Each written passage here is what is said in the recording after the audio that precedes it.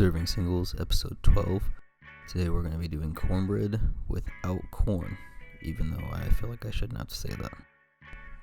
Right away, we're going to need 5 tablespoons of fine yellow cornmeal, 1/4 cup of all-purpose flour, 1/2 teaspoon of kosher salt, 1/4 teaspoon of baking powder.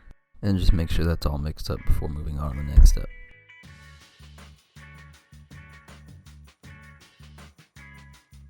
Now we're going to need 1/4 cup of milk and 1 whole egg fully mixed together.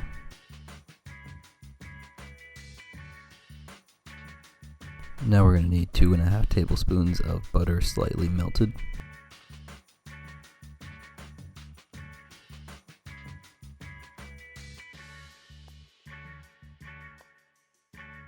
One tablespoon plus 1 teaspoon of honey.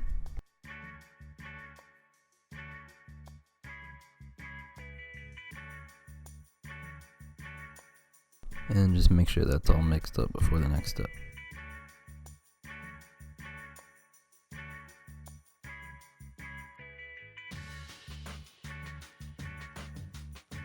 Now we're going to add the wet to the dry and mix until it just comes together.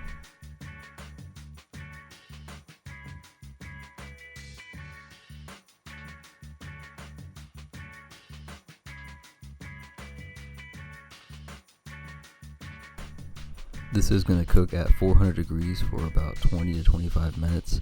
If you are using a cast iron skillet like I am, you are going to want to let it heat up with the oven as it comes to temperature. I suggest letting this cool for around 30 minutes before tearing into it, but after that you can put some honey on it, put some butter on it, throw it in a soup, do whatever you want.